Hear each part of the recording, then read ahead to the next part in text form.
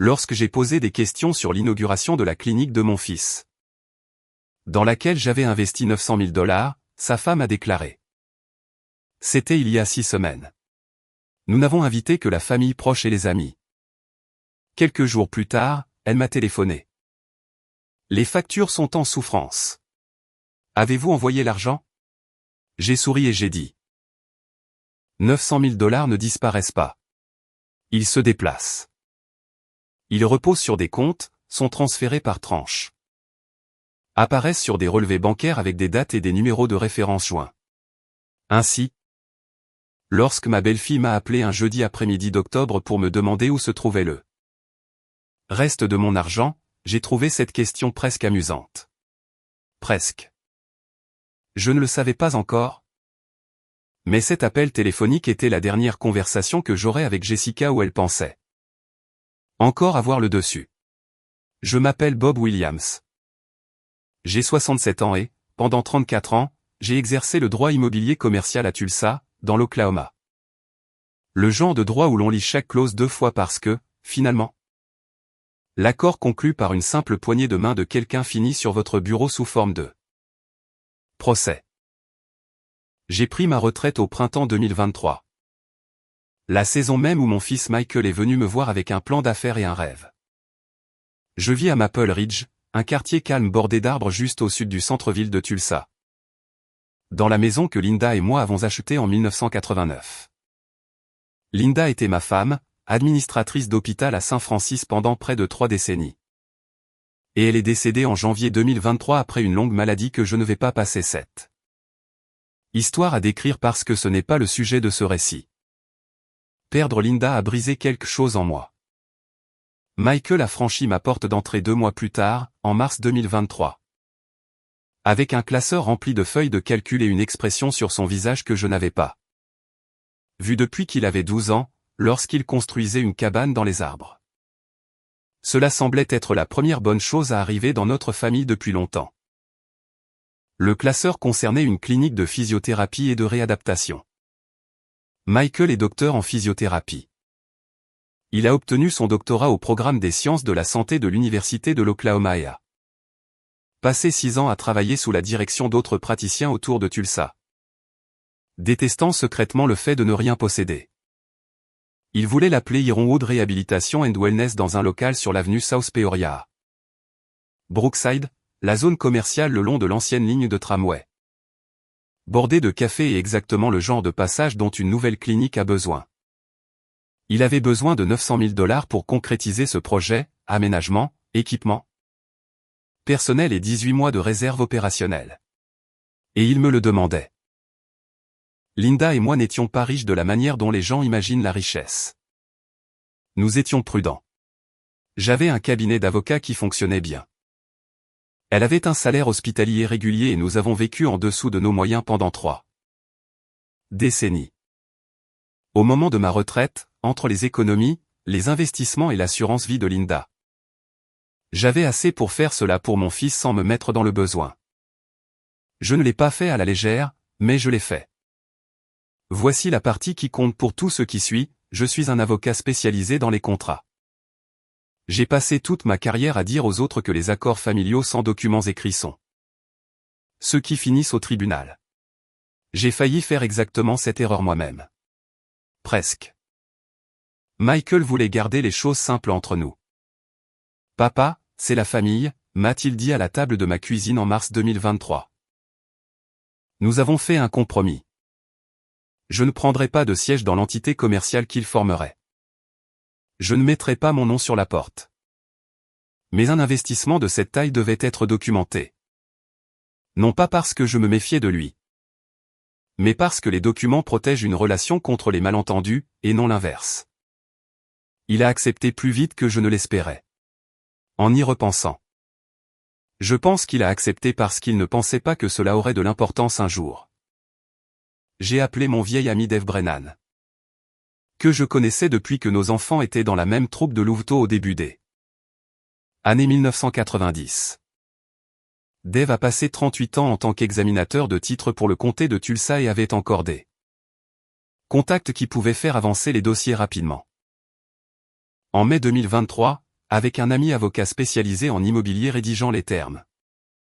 Nous avons enregistré une sûreté sur le bail commercial et les actifs commerciaux de Ironwood. Réhabilitation.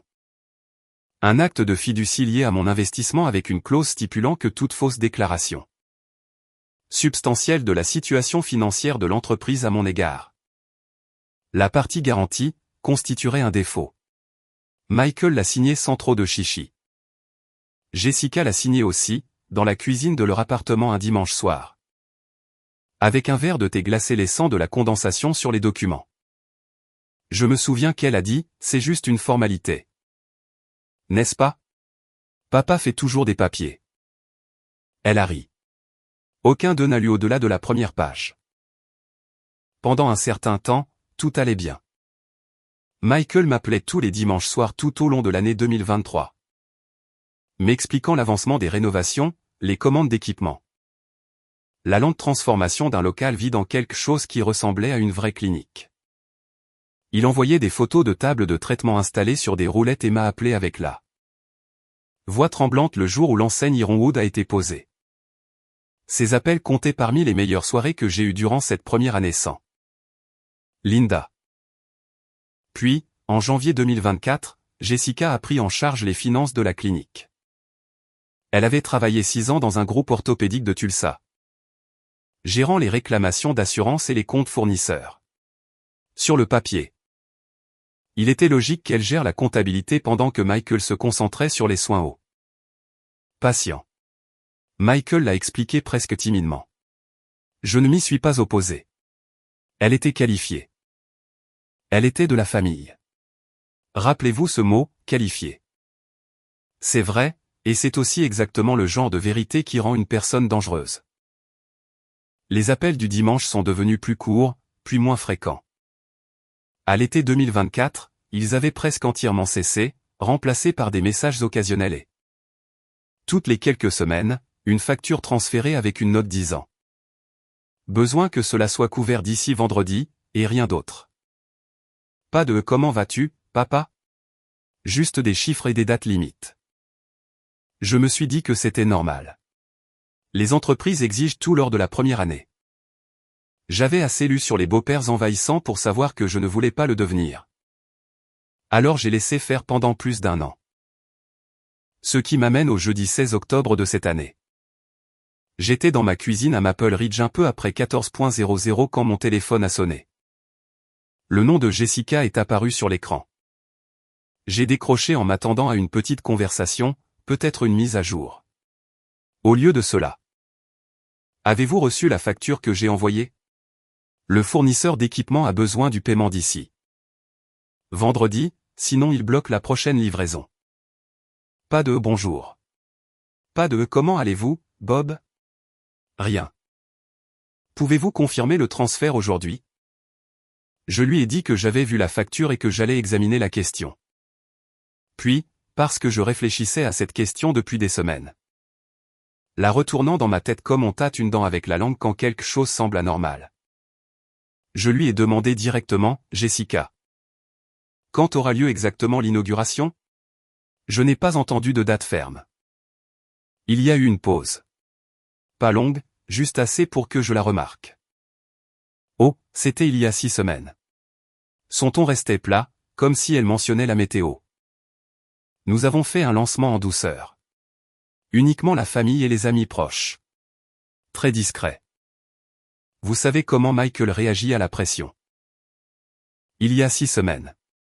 J'ai fait le calcul en me tenant là, dans ma cuisine. Cela nous ramenait au début de septembre. Je n'avais reçu ni appel, ni message. Pas une seule photographie de mon fils se tenant dans la clinique que toute ma retraite avait permis de construire. Je n'étais pas invité. Ce n'était pas une question, c'était un fait posé sur la table entre nous. C'était juste la famille immédiate, Bob. Nous avons gardé cela petit exprès. Un temps d'arrêt. Écoutez. J'ai vraiment besoin de savoir pour ce transfert. Les factures s'accumulent et les fournisseurs menacent d'arrêter. Je lui ai dit que je m'en occuperais. J'ai raccroché avant qu'elle ne puisse dire quoi que ce soit d'autre. Je suis resté longtemps dans ma cuisine, regardant par la fenêtre le chêne de la cour arrière. Linda disait que c'était sa chose préférée dans toute la maison. J'ai pensé à Linda et à la façon dont elle se serait tenue à cette même fenêtre pour me dire. Clairement, comme elle le faisait toujours, Bob, quelque chose ne va pas ici, et tu le sais déjà. Je me suis permis un léger sourire. Voyons ce que je peux découvrir. Ce n'est pas la fin de cette histoire. C'est à peine le début. Parce que j'ai enquêté sur chaque détail. Et ce que j'ai découvert au cours des semaines suivantes n'était pas seulement un fils qui avait simplement oublié d'inviter son père à une inauguration. C'était un tableau financier construit pièce par pièce pour me garder exactement là où Jessica le voulait, rédiger des chèques et ne poser aucune question. Elle n'avait aucune idée de ce qui se trouvait dans un tiroir de mon bureau. Classé sous le nom Ironwood, des documents de clôture avec sa propre signature à la page 4. Le vendredi suivant cet appel, le 17 octobre, je me suis rendu à Brookside. Je n'étais pas allé à la clinique depuis plus de 3 mois. Jessica avait mentionné que le bruit de la construction rendait les visites impromptues perturbantes. Et j'avais respecté cela de la même manière que j'avais respecté chaque autre limite qu'elle avait discrètement tracée autour de mon propre fils. Le trajet de Maple Ridge à l'avenue South Peoria prend environ 15 minutes en descendant Riverside, en passant par le parc jusqu'au corridor commercial de Brookside. Je me suis garé de l'autre côté de la rue et je l'ai regardé pendant 1 minute avant de sortir. Ironwood Rehabilitation and Wellness. L'enseigne était en place, lettres bleu marine sur fond blanc. Des plantes sobres dans la vitrine. Un aspect sain et établi. Pas le genre de décor qu'on installe une semaine avant l'ouverture. À travers la vitre, un bureau de réception, une femme tapant à l'ordinateur. 2 patients dans la salle d'attente remplissant des formulaires. C'était ouvert, totalement et indubitablement ouvert. Je ne suis pas entré. Je suis resté sur ce trottoir à faire le genre d'arithmétique qui vient naturellement après 34 ans. De lecture de contrat pour gagner sa vie, et rien de tout cela ne menait à quelque chose de bon. Je suis rentré chez moi. Ce soir-là, j'ai appelé Michael. Directement sur la messagerie vocale après 3 sonneries. Le samedi matin, 2 sonneries, puis la messagerie vocale. Mon propre fils filtrait mes appels. J'ai appelé Jessica le lundi 20 octobre. Elle a décroché à la première sonnerie. Je veux une réponse honnête, lui ai-je dit en gardant une voix calme. Quand la clinique a-t-elle réellement ouvert? Et pourquoi n'ai-je pas été prévenu? Je vous l'ai déjà dit, Bob. Il y a 6 semaines. Une ouverture discrète. Une pointe d'impatience, comme si c'était moi qui n'étais pas raisonnable. Michael ne voulait pas le stress d'une grande production. Vous savez comment il est. J'ai mis 900 000 $ dans cette clinique, ai-je répondu. Ce dont nous vous sommes incroyablement reconnaissants, a-t-elle dit après une pause répétée. Michael vous appellera cette semaine. Je vous le promets. Il n'a pas appelé cette semaine-là. Il n'a pas appelé la semaine suivante non plus. Je ne suis pas un homme qui agit sous le coup de l'impulsion. Mais la délibération n'est pas la même chose que l'inaction. Les 21 et 22 octobre, je me suis assis à la table de ma salle à manger avec chaque courriel. Chaque confirmation de virement et chaque document lié à Ironwood remontant à mars 2023. 34 ans de pratique juridique vous apprennent à conserver des archives. J'avais gardé toutes les miennes. Ce que j'ai trouvé était une image qui se cachait dans ses propres détails. L'investissement initial était structuré exactement comme Dave et moi l'avions prévu. Déboursé par étapes liées à des jalons, garantis par cet acte de fiducie enregistré. Enfoui dans un langage que ma propre main avait écrit. Une phrase que Michael avait à peine parcourue avant de signer. Toute fausse déclaration substantielle concernant la situation financière ou le statut opérationnel de l'entreprise constituera un défaut au titre du présent accord. Une ouverture discrète cachée pendant 6 semaines alors que l'entreprise continuait de demander des versements supplémentaires pour des frais de préouverture. C'était une fausse déclaration, et une déclaration importante. Le jeudi 23 octobre, j'ai déjeuné avec Dave Brennan dans un restaurant sur la 11e rue. Un endroit où nous allions depuis l'époque où aucun de nous n'avait de petits-enfants. J'ai apporté l'acte de fiducie original et je l'ai étalé sur la table à côté de nos tasses de café. Dave l'a lu plus lentement que je ne l'espérais, ses lunettes de lecture glissant sur son nez. Lorsqu'il a terminé, il a levé les yeux. Bob, tu sais ce que cela signifie? Si elle a menti sur le statut de l'entreprise. Dis-le-moi quand même. Cela signifie que tu n'es plus seulement un investisseur. À la seconde où il y a une fausse déclaration substantielle enregistrée. Tu as un déclencheur de défaut. Tu pourrais agir pour faire appliquer cela. Il a tapoté la page. La question est de savoir si tu le veux. Je lui ai dit que je ne le savais pas encore. Pas avant de savoir exactement à quel point la situation était grave. Dave m'a donné le nom d'une comptable spécialisée en jury comptabilité en qui il avait confiance. Suzanne Kowalski. Qui avait passé 19 ans à démêler les comptes de petites entreprises pour le compter avant de devenir indépendante. Je l'ai appelée le vendredi 24 octobre. Nous nous sommes rencontrés le lundi suivant. Je lui ai remis chaque relevé bancaire, chaque facture que Jessica avait transférée.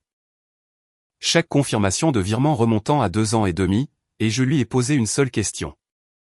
Dites-moi où l'argent est réellement allé. Suzanne a parcouru la première pile pendant environ 10 minutes avant de lever les yeux avec une expression que je reconnaissais après 34 ans à observer des gens réaliser qu'une affaire allait mal. Tournez. Monsieur Williams, dit-elle en fermant le premier dossier. Donnez-moi 2 semaines. Je pense que vous allez vouloir vous asseoir pour entendre cela. J'ai souri en raccrochant avec elle ce jour-là. Et ce n'était pas un sourire bienveillant. C'était le sourire d'un homme qui avait passé 3 décennies à lire les petits caractères pour gagner sa vie, mettant enfin cette compétence à son propre service. Suzanne Kowalski m'a appelé un samedi, le 8 novembre, et m'a demandé si je pouvais venir à son bureau au lieu d'envoyer les choses par courriel. Cela seul m'a indiqué quelque chose. Les gens ne vous demandent pas de venir en personne pour de bonnes nouvelles. Son bureau était une petite maison transformée près de l'avenue Lewis. Suzanne avait 3 dossiers qui m'attendaient, avec des codes couleurs et des onglets. Elle n'a pas perdu de temps en politesse. Je veux vous présenter cela dans l'ordre où je l'ai trouvé. Suzanne a aligné le premier dossier. Parce que l'ordre compte. Le premier dossier concernait l'ouverture discrète. Elle avait récupéré les relevés d'activation des services publics, les dates de début de paie et les dossiers de permis du département de la santé. Ironwood avait son certificat d'occupation au 28 août. Le personnel était sur la liste de paie et voyait des patients depuis le 4 septembre. La date même que Jessica avait citée au téléphone. Cette partie n'était pas un mensonge. La clinique avait réellement ouvert discrètement comme prévu. Ce qui suivait était la partie qui ne lui semblait pas correcte. Suzanne a fait glisser une confirmation de virement sur le bureau. Votre dernier versement a été effectué le 29 août. 110 000 $ demandés au titre des coûts opérationnels de préouverture. Le lendemain de la délivrance du certificat d'occupation. Le jour avant que le personnel ne commence à être payé par les revenus de la clinique. J'ai regardé la date. La clinique était déjà opérationnelle. Déjà opérationnelle et générant ses propres revenus la semaine même où elle vous a demandé 110 000 $ supplémentaires marqués comme frais de préouverture. Suzanne a tapoté la page. Ce n'est pas un retard administratif? Monsieur Williams. Les vraies entreprises ne classent pas accidentellement de manière erronée une phase entière d'exploitation. C'est délibéré. Ce virement unique autorisé 3 jours après l'anniversaire de Linda. Assis à ma table de cuisine sans une seconde pensée parce que Jessica l'avait demandé. Était la fausse déclaration substantielle dont Dave m'avait averti. Documentée, datée. Se trouvant là contre un acte de fiducie qui précisait exactement ce qui arrive quand cela se produit. Mais Suzanne n'avait pas fini. Le deuxième dossier était plus épais. Il couvrait 11 mois, de janvier à novembre, construit autour d'un poste récurrent. 4 200 $ par mois, chaque mois. Payé sur les fonds de fonctionnement de la clinique à une entité appelée CC Business Solutions. Société à responsabilité limitée, classé simplement comme conseil en développement commercial. J'ai vérifié l'enregistrement de la société à responsabilité limitée auprès du bureau du secrétaire d'État. Suzanne a tourné la page vers moi. Enregistré en février de cette année. Le seul membre est un certain Christopher Carter. Il m'a fallu une seconde de trop pour situer le nom, puis il est tombé lourdement. Carter, le nom de jeune fille de Jessica. Son frère. Ce n'est pas une question, ai-je dit. Suzanne a acquiescé. 38 ans au moment de l'enregistrement. Aucun antécédent de conseil que j'ai pu trouver. Pas de licence, pas d'autres clients, pas de site internet. Ce que j'ai trouvé. C'est un prêt automobile qu'il a contracté en mars pour un camion qui coûte plus cher que ce que la plupart des consultants facturent à une petite clinique pour une année entière. A-t-il déjà mis les pieds dans le bâtiment, pour autant que vous puissiez le dire? Je n'ai pas pu trouver un seul journal de bord du personnel. Une note de rendez-vous ou un courriel avec son nom. Pas un seul. Suzanne a tapoté le dossier.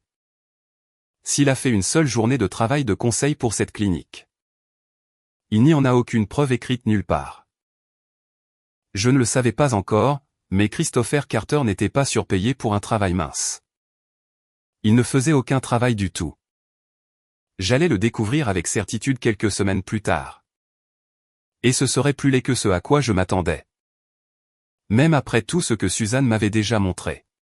46 200 $, sur 11 mois consécutifs. Aux frères de Jessica pour des conseils dont personne ne pouvait trouver de preuves.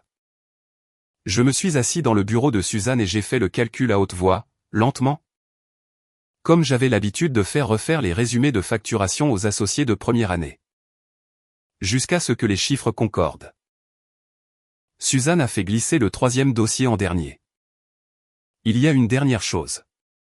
Celle-là, je veux que vous la regardiez avant de dire quoi que ce soit. C'était un ensemble de reçus et une facture d'entrepreneur, une rénovation de cuisine. Un remodelage de la salle de bain principale, un nouveau revêtement de sol partout. L'adresse de facturation n'était pas celle de la clinique sur l'avenue South Peoria. C'était la maison de Michael et Jessica dans le quartier de Sunset Terrace. Achetée 18 mois plus tôt. 61 000 $ de frais de rénovation domiciliaire payés sur le compte d'exploitation de la clinique. Entre mars et juillet. Enregistré dans les livres comme amélioration des installations, deuxième emplacement. Je me suis adossé à ma chaise. Quelque part dehors, un chien aboyait et le son semblait très lointain. Elle a utilisé mon argent pour remodeler leur cuisine. Ce n'était pas une question. C'est ce que montrent les documents. Suzanne a fermé le dossier.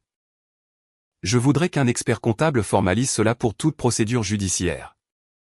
Mais la documentation est claire. Ce n'est pas de la comptabilité négligente. Monsieur Williams.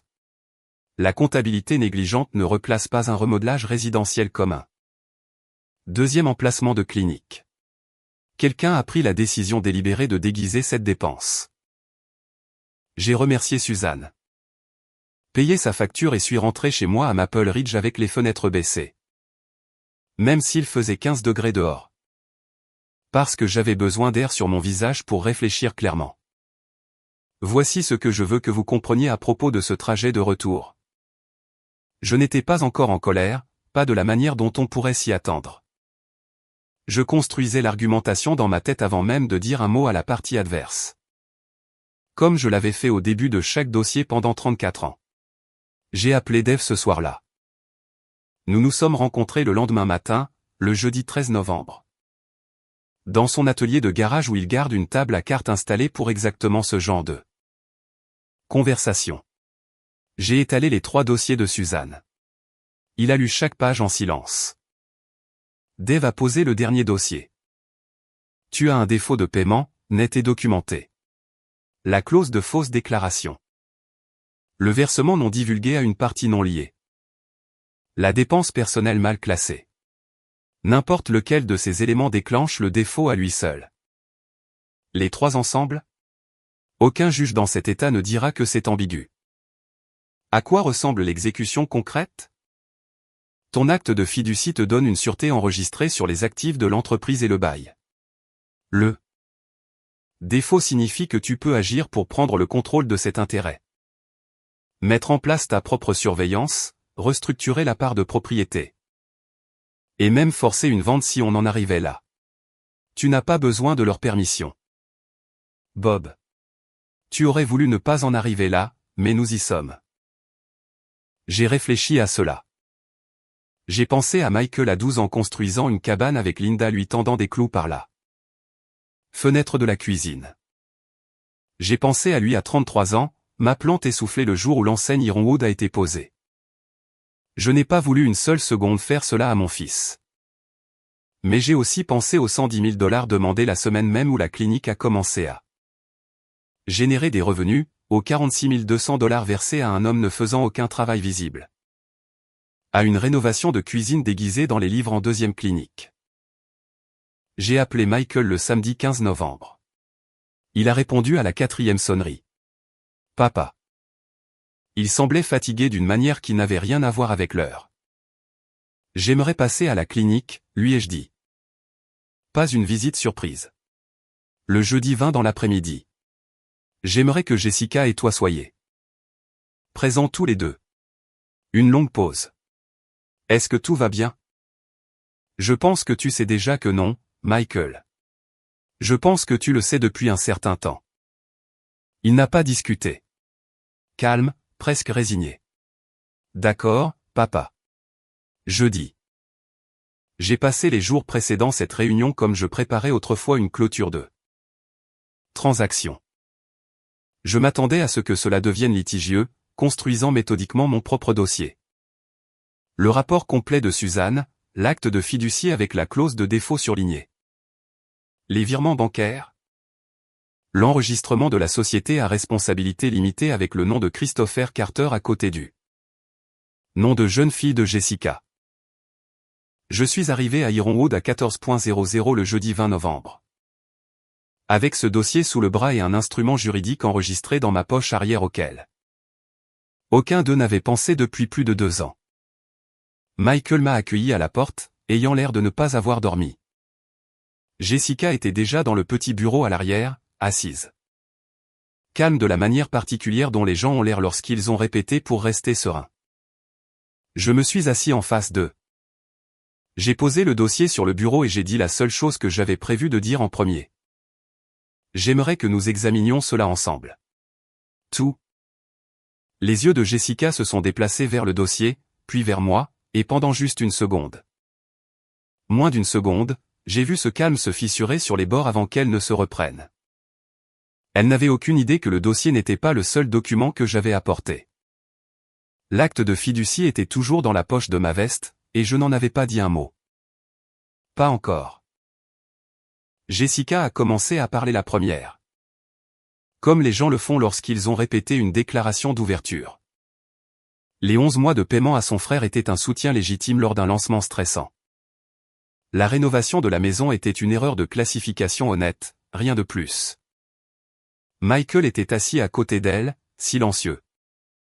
Regardant cette version des événements sortir de sa bouche comme s'il en entendait certaines parties. Pour la première fois lui-même. Je l'ai laissé finir. 34 ans de déposition vous apprennent que l'autre partie s'enfonce toujours davantage si vous la laissez continuer. Lorsqu'elle a eu terminé, j'ai ouvert le dossier et je l'ai parcouru page par page. La documentation de Suzanne. L'enregistrement de la société à responsabilité limitée avec le nom de Christopher. La facture de l'entrepreneur avec leur adresse de Sunset Terrace. Je n'ai pas élevé la voix une seule fois. Je n'en avais pas besoin. Les papiers parlaient pour moi. Michael. J'ai fait glisser la page vers lui. Savais-tu que le frère de ta femme recevait 4200 $ par mois des comptes de la clinique? Il a regardé la page longtemps avant de répondre. J'ai approuvé un poste de conseil. Je ne savais pas que c'était Chris. Je ne savais pas que c'était. Tous les mois. Il s'est tourné vers Jessica. Tu m'as dit que c'était un consultant en marketing. Il aidait pour le marketing. Mais l'assurance d'une minute plus tôt s'était considérablement effritée. En faisant quoi exactement, ai-je demandé. Suzanne n'a trouvé aucun résultat concret. Aucune campagne, aucun site internet. Aucune liste de clients nulle part avec son nom. Qu'est-ce qu'il faisait réellement pour 46 200 $? Personne n'a répondu. Le silence a pesé dans la pièce un long moment. Et la cuisine. J'ai fait glisser la facture de l'entrepreneur vers eux. C'est votre maison. Jessica. 61 000 $ de mon argent sont allés dans votre cuisine et votre salle de bain. Et cela figure dans les livres de la clinique sous le libellé d'un deuxième emplacement qui n'existe pas. C'est alors que le calme de Jessica a totalement disparu. Sa voix est devenue tranchante, défensive, la vraie conversation sous celle qui avait été répétée. Vous ne comprenez pas ce que c'est que de diriger cet endroit, de gérer les fournisseurs. De vous avoir vous demandant des comptes sur l'argent toutes les 2 semaines. J'ai gardé ma voix calme. J'ai posé des questions sur l'argent parce que c'était mon argent. 900 000 $. Je n'ai jamais demandé de siège au conseil d'administration. Je n'ai jamais demandé que mon nom soit sur cette porte. J'ai demandé qu'on me dise la vérité. Et pendant 2 ans et demi. Vous vous êtes assuré que cela n'arrive pas. J'ai fouillé dans la poche de ma veste et j'ai posé l'acte de fiducie sur le bureau en dernier. Le timbre enregistré du comté visible en bas. Cela a été déposé en mai 2023, leur ai-je dit. Vous l'avez tous les deux signé. C'est une sûreté enregistrée sur l'entreprise et le bail avec une clause de défaut pour fausse déclaration substantielle de la situation financière de la clinique. L'ouverture discrète cachée, les paiements non divulgués à Christopher. La rénovation mal classée. N'importe lequel de ces éléments déclenche cette clause. Les 3 ensemble ne constituent pas un malentendu. Jessica s'est figée. Michael a pris le document et l'a lu correctement. Pour ce que je soupçonne être la première fois depuis le soir où il l'avait signé sans regarder. Au-delà de la première page. C'est réel, a-t-il demandé en levant les yeux. Tu as vraiment enregistré cela il y a 2 ans. Mai 2023. Enregistré au bureau du greffier du comté. Cela a été réel tout ce temps, Michael. Papa. Sa voix était basse. Qu'est-ce que cela signifie que tu vas faire? J'ai souri.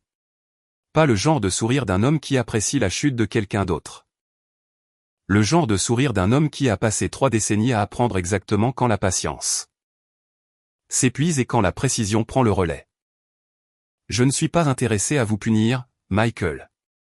J'ai soutenu son regard, pas le sien. Je suis intéressé à m'assurer que cela ne se reproduise plus jamais. Ni pour toi. Ni pour moi. Avec effet immédiat, selon les termes de cet accord. J'exerce mes droits en tant que partie garantie.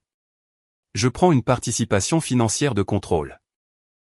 Dans Ironwood à hauteur de 60,00%, structurée par la sûreté existante. Avec une visibilité totale sur chaque compte et chaque déboursement à l'avenir. Jessica est démise de toute autorité financière sur l'entreprise. Tu continues à diriger le côté clinique. Michael. C'est à toi. Tu as gagné cette partie. Jessica a commencé à objecter. J'ai levé une main, toujours calme. Ce n'est pas une négociation. C'est un recours en cas de défaut déjà documenté. Déjà légal. Votre comptable et mon avocat peuvent finaliser les papiers. Je vous suggère de coopérer. Car l'alternative est une vente forcée des actifs de l'entreprise pour rembourser la dette. Et aucun de nous ne veut cela. J'ai regardé l'enregistrement de la société à responsabilité limitée de Christopher une dernière fois. Les paiements à ton frère cessent aujourd'hui. Si le comptable de Suzanne détermine qu'il était frauduleux plutôt que légitime, ce sera une conversation pour un autre genre d'avocat. La pièce est restée silencieuse un long moment. Michael a fini par parler, sa voix rauque. D'accord, papa. D'accord. Jessica n'a pas dit d'accord. Elle est restée assise très immobile, fixant l'acte de fiducie. Sa propre signature au bas de la page 4. Et je pense que pour la première fois en 2 ans et demi. Elle a enfin compris que le beau-père tranquille qui n'avait jamais demandé de siège au conseil avait été la personne la plus dangereuse de cette histoire tout au long de cette affaire. J'ai quitté la clinique cet après-midi-là et je suis rentré chez moi avec la radio éteinte parce que j'avais besoin de silence plus que de bruit. La restructuration a pris 5 semaines. L'avocat de Jessica a protesté 2 fois sur des points mineurs. Dave et mon avocat spécialisé en immobilier ont tout conclu sans problème. Les documents avaient été trop bien rédigés pour laisser place à la discussion. Le mercredi 26 novembre, la veille de Thanksgiving. Les documents finaux de propriété ont été signés. Je détiens maintenant 60,00% de Ironwood Rehabilitation and Wellness avec une surveillance financière complète et une exigence permanente stipulant que toute dépense supérieure à 5 000 $ nécessite mon approbation écrite. Les paiements de conseil à Christopher Carter ont cessé cette même semaine. Le rapport jury comptable complet de Suzanne a établi le total des fonds détournés de manière inappropriée à un peu plus de 17 000 $. Savoir si cela deviendra une affaire pour le procureur de district est encore une question ouverte. Je n'ai pas encore décidé. Michael et moi avons partagé le dîner de Thanksgiving cette année-là, juste nous deux. Chez moi à Maple Ridge. Jessica n'est pas venue. Je n'ai pas demandé pourquoi. Nous nous sommes assis à la même table de cuisine où il m'avait montré ce classeur pour la première fois en mars 2023 et nous avons mangé sans beaucoup parler. C'est la façon dont les hommes de ma famille traitent les choses trop importantes pour être dites à voix haute tout de suite. Finalement, il a pris la parole. J'aurais dû le lire. L'accord, correctement. Je veux dire. Tu aurais dû, ai-je acquiescé. Mais tu vas lire chaque document qui passera sur ce bureau à partir de maintenant. Je mens. Assuré. Il a presque souri. Est-ce une menace ou une promesse avec toi? Je lui ai dit que c'était généralement les deux. Dès la 2e semaine de décembre, la clinique fonctionnait sous la nouvelle structure. Michael gérait les patients et le personnel. Et j'examinais les comptes chaque jeudi avec l'aide de Suzanne. Pas de surprise, pas de poste budgétaire déguisé. Le volume de patients augmentait. Une entreprise fonctionne plus sereinement quand l'argent ne s'échappe pas discrètement vers des gens qui ne font aucun travail visible. Je ne sais pas encore ce qui se passera entre Michael et Jessica. C'est leur mariage à gérer, pas le mien à réparer. Ce que je sais, c'est ceci. J'ai passé 34 ans à dire à mes clients que le contrat dont vous pensez ne jamais avoir besoin est exactement celui qui finit par vous sauver. Je ne m'attendais simplement pas à en avoir besoin pour ma propre famille. Si vous êtes un parent qui a confié de l'argent, du temps ou de la confiance à quelqu'un que vous aimez, et qu'une petite voix ne cesse de vous dire que quelque chose ne colle pas, cette voix n'est pas de la paranoïa. C'est de la reconnaissance de forme. Documentez les choses. Posez la question embarrassante. Lisez correctement avant de signer. Et si quelqu'un vous dit que la paperasse n'est qu'une formalité, c'est précisément le moment de ralentir. J'ai 67 ans. J'ai enterré ma femme. J'ai bâti une carrière en lisant les petits caractères pour que d'autres familles ne perdent pas ceux que la mienne a failli perdre. Et quand ma belle-fille m'a finalement demandé, un jeudi après-midi d'octobre, si j'avais envoyé l'argent, j'ai souri et je lui ai dit la vérité. Je l'ai déjà fait il y a 2 ans et demi. Vous n'avez simplement jamais lu ce que vous avez signé.